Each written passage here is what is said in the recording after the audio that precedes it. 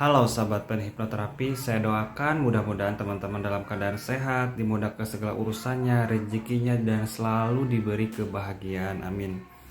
Oke teman-teman semua ya, saya ini membahas tentang seputar masalah mental ya. Berkali-kali saya sampaikan bahwa ya, yang mengalami gangguan permasalahan mental itu berkaitan juga dengan pikiran. Jadi yang harus dirubah adalah yaitu tentang pola pikir.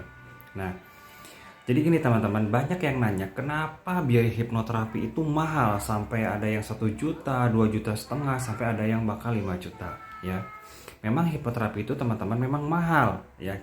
Perumpamannya begini, teman-teman, eh, waktu SD atau TK bahkan sampai SMA bahkan lagi sampai ke perguruan tinggi ya, untuk menuntut ilmu ya, bayar apa tidak ya, apalagi ya sampai ke jenjang perguruan tinggi yang jurusannya kedokteran lah, bidan dan sebagainya ya. Nah, untuk menuntut ilmu teman-teman ya, itu pasti bayar, termasuk saya ya.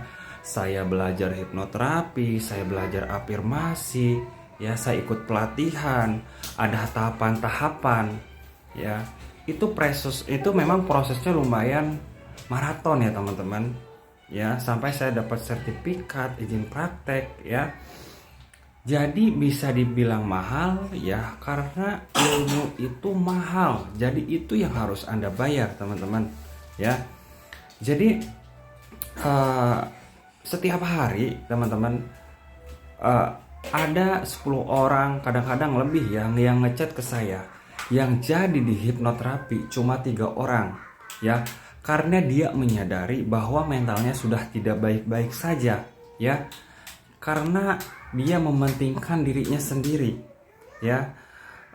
Seperti gini teman-teman, ada yang satu permasalahan, banyak juga yang konsultasi seputar judol ya, judi online ya. Mereka ngechat ke saya minta bimbingan ya, gimana caranya supaya tidak kecanduan ya untuk judi online ya. Berarti ya mereka ngechat ke saya, dia memerlukan bimbingan ke saya, tandanya dia kalah ya. Kalau dia menang ya pasti dia akan lanjut. Tidak ada sejarahnya ya orang yang kaya dari judi online ya. Dia tidak mempunyai ilmu kesadaran, akal sehatnya benar-benar sudah tidak ada lagi ya. Berapa untuk biaya bimbingan hipnoterapi? 500.000 ya. Akhirnya tidak jadi, depok lagi. Jadi dia mementingkan ya keegoannya, mementingkan emosionalnya ya, dibandingkan dengan dirinya sendiri ya. Banyak kok teman-teman yang hancur rumah tangganya karena judol, banyak yang habis uang sampai ratusan juta, termasuk ada ya klien saya yang hampir habis 300 juta, rumah tangganya hancur ya. Terus kemudian hutangnya di mana-mana ya. Akhirnya ya, bahkan di dompet pun ya dia tidak mempunyai uang sepeser pun ya. Tapi karena dia ada keinginan yang kuat, ingin berhenti, akhirnya dia kumpul-kumpul uangnya ya untuk bimbingan ke saya ya. Jadi banyak klien-klien juga yang, mohon maaf, untuk rata-rata ekonomi orang tuh tidak semua rata, beda-beda, tapi mereka berjuang untuk ngumpulin ya dana-dana ya untuk bimbingan ke saya. Ada yang, mohon maaf, ada yang kerjanya serabutan, ada yang kerjanya ojol ya, dia seminggu ngumpulin uang untuk konsultasi ke saya ya. Feedbacknya apa? Saya kasih ilmunya ya, itu yang paling penting. Saya sebagai hipnoterapis tidak menghipnoterapi saja, saya berikan ilmunya. Jadi ilmu itu sampai manfaat ke depannya. Kemudian dia sudah menguasai ilmunya, baru dipraktekkan. Rata-rata ya pasien saya, klien saya yang sembuh ya, sudah saya memberikan ilmu, dia praktekkan dalam kehidupan sehari-hari ya. Jadi 400.000 ya, jika tidak dimanfaatkan buat beli makanan ini segala macam, mohon maaf, mungkin bisa jadi kotoran. Tapi hipnoterapi ya teman-teman berguna sampai kapanpun ya, termasuk nanti menghipnoterapi anak, permasalahan mental itu bisa terapkan juga ya ke keluarga, ke diri kita sendiri ya. Jadi balik lagi ke diri kita, kamu mau apa tidak, kamu mau berjuang apa tidak.